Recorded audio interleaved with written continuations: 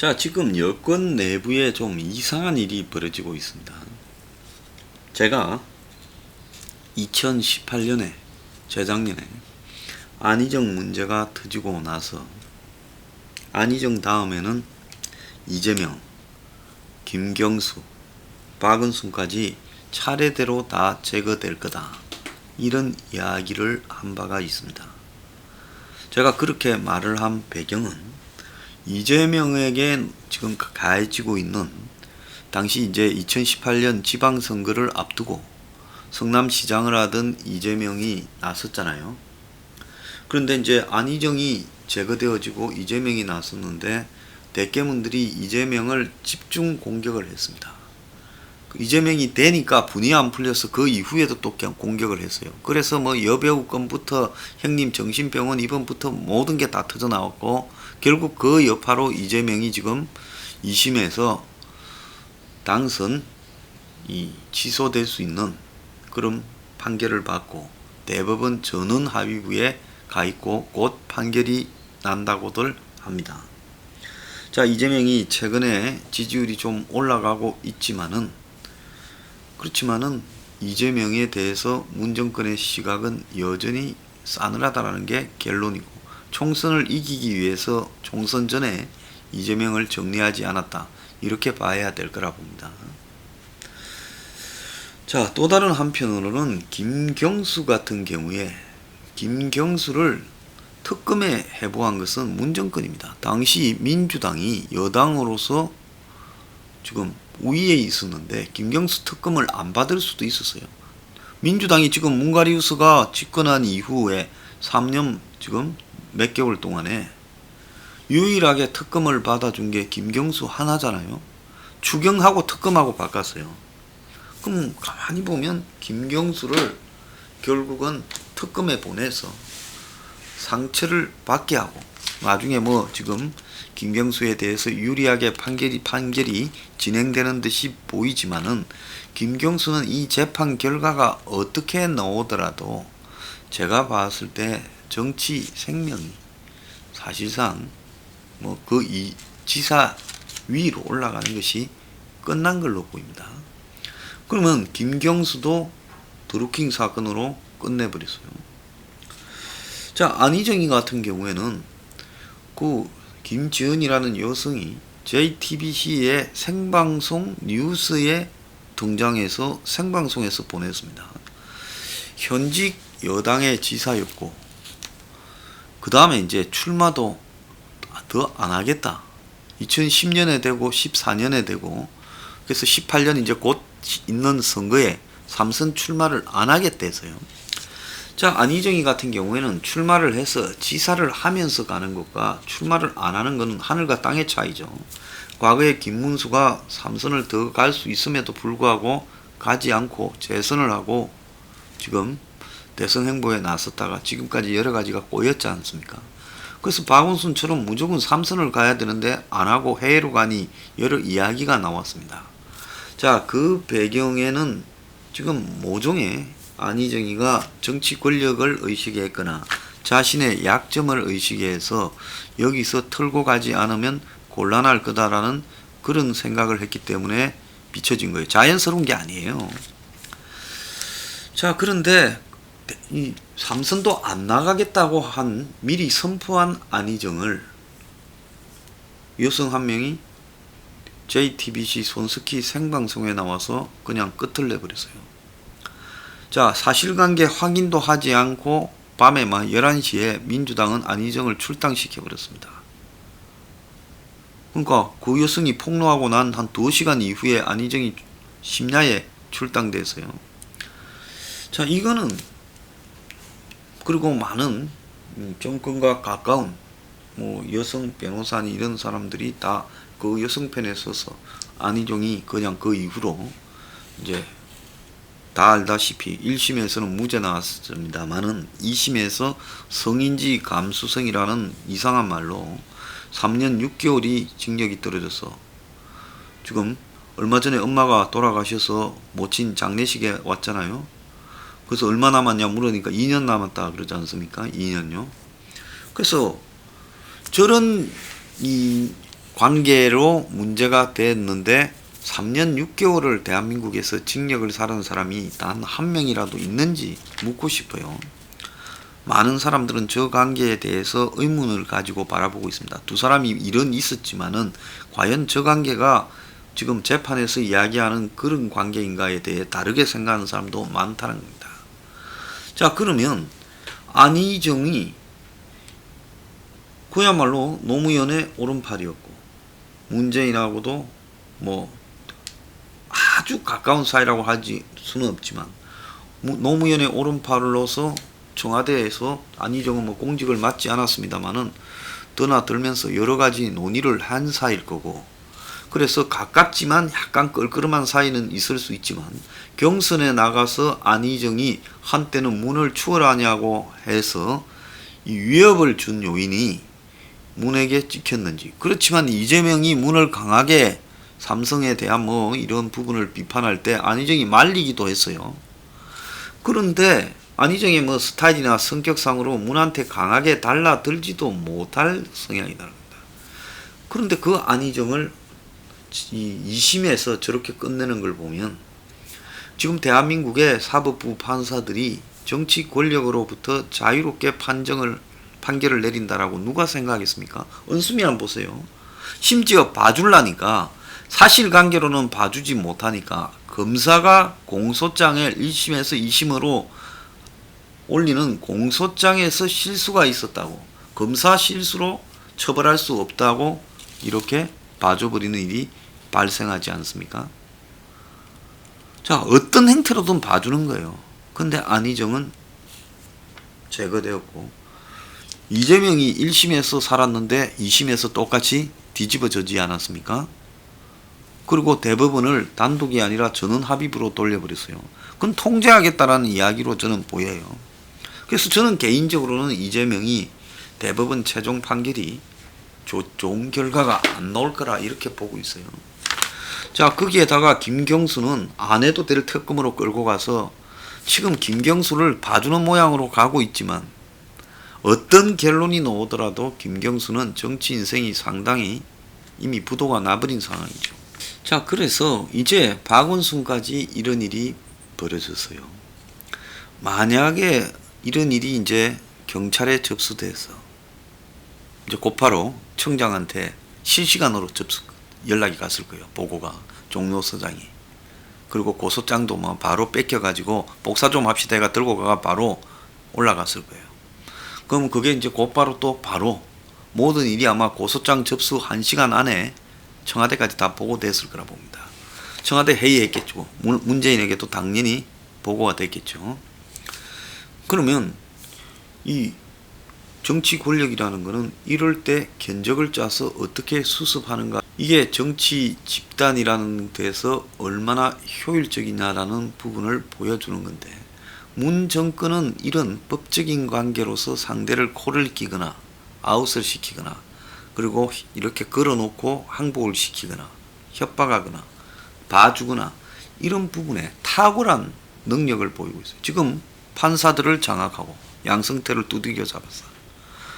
그 다음에 검찰들을 지금 심지어 윤석열이를 한테 어쨌든 항복을 받아냈잖아요. 추미애를 넣었어요. 그러니까 판검사들을 다 장악하고 공수처를 가지고 협박하고 지금 이렇게 하는 능력 하나만큼은 역대 저렇게 지금 조직적으로 이런 사법기구들을, 권력기구들을 장악한 정권이 단 하나도 없었어요. 또 임기 4년 차에 접어들어서 저짓을 하는 정권도 없었습니다. 자, 그런 관리 능력 하나만큼은 탁월한 문 정권이 이 일에 대한 견적을 지금 박원순에게 봐주려면 봐주는 대로 냈을 거라고 봅니다. 어차피 뭐 이게 공개되면 시장직을 유지하기는 어렵더라도 박원순이 이런저런 논란 속에서 그냥 자연스럽게 시장직을 퇴진하는 부분으로 끝낼 수도 있었을 거예요. 근데 그러지 않고 박원순이 자살을 결심한 부분에는 정권과 자기하고의 관계에서 원만하지가 않았잖아요. 절대로 박원순도 정권에서 밀어주는 사람은 아니다라는 부분이 그건 뭐 소문이 바닥에 나 있지요. 그래서 이 분류도 따로 하지 않습니까? 뭐 문 정권의 친위 직계, 박원순계 그 자체가 박원순이 지금 문 정권과의 관계에서 적자가 아니고 이렇게 따돌려지고 있다라는 걸 갖다가 계속 다 이야기를 해왔던 부분이죠. 자, 그래서 박원순은 이런 상황에서 자신의 치명적인 약점이 청와대에 보고되고 경찰 손에 들어갔다. 이랬을 때 아마 박원순은 이제는 더 버틸 힘이 없구나. 봐주려면 벌써 어떤 형태로든 연락이 와서 이런저런 부분을 했을 건데 좀 냉정했을 거라고 봅니다. 반응이요. 그러니까 박원순이 이런 부분을 가지고 청와대로 전화를 해서 사실은 이래 됐는데 내가 이런 입장이 있다고 자기 변명할 기회도 가지지 못했을 거라고 봐요. 그러면 이제 박원순이 느끼는 부분은 어떻겠습니까? 차라리 적일 때가 싸우기가 더 편하지. 같은 편이지만은 자기의 약점을 끊임없이 감추어야 되고 약점이 잡히면 끝이고 더 나아가서 이 같은 편이지만 충성을 바치려고 그냥 안간 힘을 해야 되고 지금 박원순과 이재명이 코로나 사태 등에서 보인 정권에 대한 충성 경쟁 이런 걸 보면요. 문이 얼마나 지금 이 자신의 자기 대권 주자 관리에서 냉혹하고 잔인하게 하고 있는가를 보여주는 측면이 있다는 겁니다. 자, 그런 부분이 지금 여권의 대권 주자들을 다 지금 이제 제거가 됐어요. 누가 남았어요? 이낙연이요? 이낙연이가 대권 주자입니까? 1위가 나오고 있다고요? 1위가 잠깐 나온다고 그게 대권 주자입니까? 이낙연은 그러면 문재인이가 흔쾌히 받아들이고 수용할 사람이겠습니까? 그것도 아닐 거라는 겁니다. 자, 이래서 문에 지금 저런 독특한 통치 방식이나 자신의 후계자에 대한 이런 배타적 행태들 이런 것들이 지금 여권의 이 자기 주자들을 초토화시켜버리는 양상으로 가고 있어요. 심지어 많은 사람들은 이 친문하고 친노는 그래도 한 사촌이나 이쯤 되는 가까운 집단으로 생각하지만 솔직히 문이 친노 부분에 대해서 굉장히 거리가 있다는 것도 분명한 사실인 겁니다.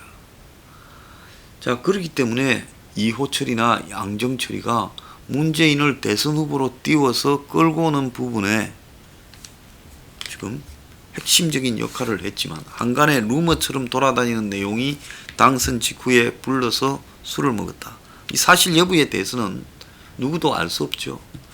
그런데 너들은 뭐 선출직으로 가라. 뭐 심지어 친노에 해당되지 친문은 아니지 않냐. 자, 이런 이야기까지 한간에 우스갯소리로 돌아다니고 있어요. 그래서 지금 양정철이나 이호철이 아무런 미간 말직의 벼슬도 제대로 못하고 무관의 제왕으로 있지 않습니까? 자, 그러면 이거는 문이라는 사람의 철저한 개인적인 캐릭터의 부분이라고 봐요. 노무현도 그런 부분이 좀 있었죠. 거기에 반해서 김대중은 철저하게 자기가 현직에 힘이 있을 때 노무현, 이인재, 또 여러 대권 후보, 정몽준 등을 나름 관리를 하면서 그 사람들 중에 테스트를 했다라는 이야기도 있습니다. 대북 문제, 조선일보 문제를 물어보고 거기에 대해서 어떻게 생각하는지 등도 계속 이렇게 해서 최종적으로 구미에 제일 맞은 것이 노무현이었다.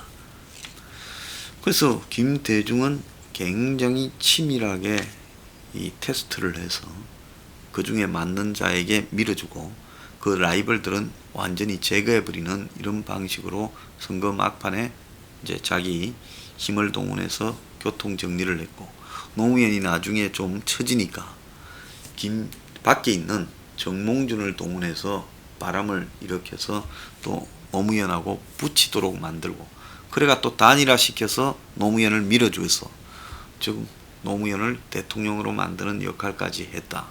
이렇게 이제 많이 알려져 있어요. 거기에 반해서 노무현은 물론 정권 자체가 마지막 4년 차에 여당이 다 도망가 버리는 열린 우리 당이 우리가 열려서 다 도망을 가버렸죠. 그렇지만 노무현도 자기 후임에 대해서 이렇게 문재인과 비슷한 행태를 보였어요. 그래서 불안해진 노무현이 막판에 당시 한나라당 대표였던 박근혜를 불러서 청와대에서 원포인트 개헌을 이야기하고 그리고 거국내각을 구성하자. 그러니까 당신이 날 좀 도와주면 내가 당신을 대통령으로 밀어줄 수도 있다. 우리가 신뢰를 회복해서 같이 지금부터 해나가는 훈련을 하자는 거예요. 그럼 상당히 바람직한 제의였는데 박은 당시에 이건 이제 거듭 찾지요. 너는 어차피 끝났는데 내가 왜 너네 주장을 받냐. 만약에 박이 그때 노하고 딜을 했으면 이명박이 대통령이 되는 게 아니라 박근혜가 2008년에 당연히 대통령이 될 가능성이 컸다고 봅니다. 자, 이런 부분들을 고려할 때 노무현도 자신의 후보가 정동영이었잖아요. 나간 사람들이 다 모여서 마지막에 대통합민주신당을 만들었는데 그런데 막판에 보면 정동영을 밀은 게 아니라 정동영을 비토를 놨어요. 그러고는 결국은 뭐 유시민도 출마시키고 안돼 마지막에는 이해찬으로 모았지만은 정동영이 돼버리고 나니까 경찰을 시켜서 정동영 수사를 하려고까지 고민을 했어요. 자, 마찬가지로 문재인도 지금 문재인의 저 독특한 성격이 여권 주자들을 다 지금 제거되어지게 만들고 있습니다. 근데 또 하나 우리가 여기서 눈여겨봐야 될 거는 저도 오거돈이가 시간이 좀 지나니까 구속돼 있다고 봤어요. 근데 오거돈이가 구속된 게 아니라 영장이 기각돼서 지금 밖에 있죠. 자, 그러면 오거돈은 구속되지 않고 저런 성추행을 했고 매우 악질적인데 오거돈은 지금 구속이 기각되어서 밖에 무사하게 있습니다. 자, 이 부분을 보면 오거돈은 물론 대권 주자도 아니죠. 친문이라고 볼 수 있는 오거돈은 철저하게 봐주고 있고 나머지 자신에게 도전해서 자기 대권을 꿈꾸는 사람에 대해서는 매우 잔인하게 다루고 있다. 자, 그런 부분이 지금 문재인의 성격에 투영되어 있다. 그런 것들이 민주당에 관철되다 보니까 지금 민주당에서 지금 이낙연만 뭐 당대표 나간다 어쩐다 설치지 민주당이 전부 다 납작 엎드려 가지고 뭘 해보겠다고 하는 사람이 별로 없는 지경이다. 그죠? 김부겸은 대표로 되면 대선 안 나가겠다라는 지금 이야기까지 하고 있어요. 자, 그런데 문재인의 이런 독특한 성격이 여권 주자들을 실을 말려서 아마 지금 문재인이 막판에는 경제만 나빠지면 이제 자기 대선은 안 하고 개헌을 통해서 이원 집정부제 개헌을 하려고 생각하고 있는 것 아니냐. 그래서 우리가 생각하는 문재인 같은 직접 선출하는 힘 있는 대통령은 이제 끝이고 이원 집정부제를 통해서 총리가 국회에서 뽑은 총리가 힘을 가지고 대통령은 국민이 뽑지만은 허울뿐인 걸로 가는 거 아니냐. 그런 생각을 하고 있는 걸로 추정이 된다라는 게 제 생각입니다.